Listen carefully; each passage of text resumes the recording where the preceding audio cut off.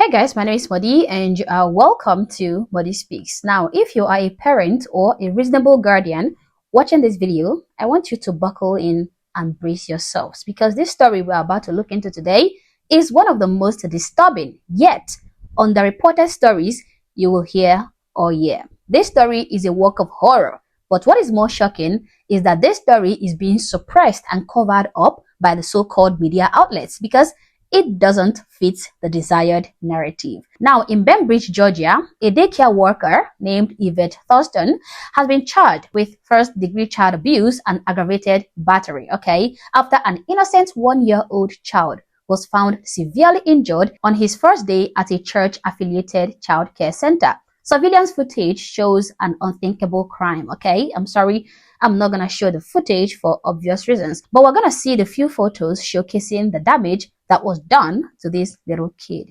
Watch. New tonight, a daycare worker arrested in Bainbridge. Yvette Thurston is facing felony child abuse charges for her alleged treatment of a toddler.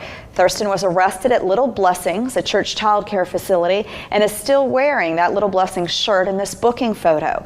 The child's father shared photos of his one-year-old son online and with us, but we want to warn you first, these images are startling. This is Clay Weeks. His father, Corey, says this happened on Clay's first day. Bainbridge Public Safety says they were called to the facility Monday just before 7 p.m. BPS has not released any details about what happened, but says officers were able to watch video surveillance of the incident. Thurston has bonded out of the Decatur County Jail and was ordered to have no contact with anyone under 18 or the Weeks family. We have reached out to the daycare for comment and have not yet heard back.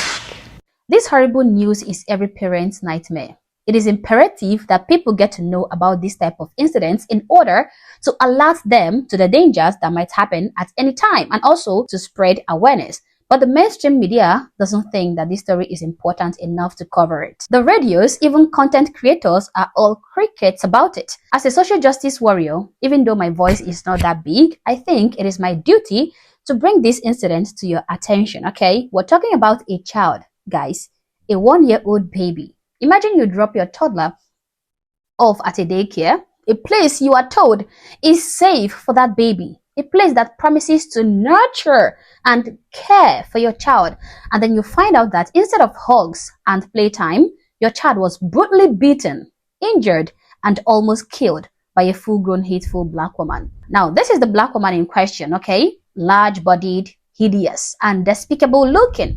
The exact archetype of black women who would throw a fit and have a complete meltdown just because a pretty white woman like Sydney Sweeney is advertising great jeans for American Eagles, The kind of black woman, the pure archetype of black woman who would literally go crazy with jealousy and accuse American Eagles of white supremacies simply because they have a white, blonde hair, beautiful, thin, and blue-eyed woman advertising their clothes for them. I'm sure you get the picture. Now, this is the kid in question, blonde, white, and blue-eyed. And this little child was brutally attacked by this deranged black evil entity. What would motivate a full-grown adult female, a female for that matter, to want to brutalize a kid like this? I mean, females are supposed to feel more connected and closer to children than men. Females are usually more nurturing and more protective and more caring towards little kids. But this woman did the opposite, According to surveillance footage, she tried to kill this baby before she was caught red-handed. This is extremely concerning and downright disturbing, But what is more disturbing is the fact that this story has been buried like it never happened. I mean, you can look up this particular story right now, and the only people you would see covering this topic would be the news channel I featured in this video and maybe me. I don't think you're gonna see it anywhere else. Now, that is very interesting. I am very curious to know why this story did not make national news. Why is it not making rounds on the internet right now? Why is CNN, MSNBC not talking about it? Why isn't every major media outlet reporting this? Where is the outrage from the so-called protect the children talking heads? Where is the outrage? Is it because it doesn't fit the narrative? Imagine if this situation was flipped. Imagine if a white daycare worker brutally abused a black child. Would this not dominate headlines? Would protests not erupt overnight? Would politicians not release statements or even fly to the city for a press conference? This is exactly what some certain reasonable individuals have been pointing out for years, okay?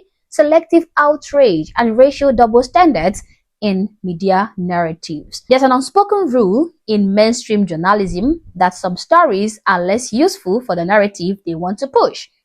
Yes, the media pretends to care about all children until the story doesn't support their ideological framework. Stories that involve black perpetrators and white victims are either buried or ignored. Why? Because it disrupts the idea that only one group can be victimized. It conflicts with the narrative of systemic white oppression and black victimhood. This kind of silence frankly dehumanizes white children who are also victims.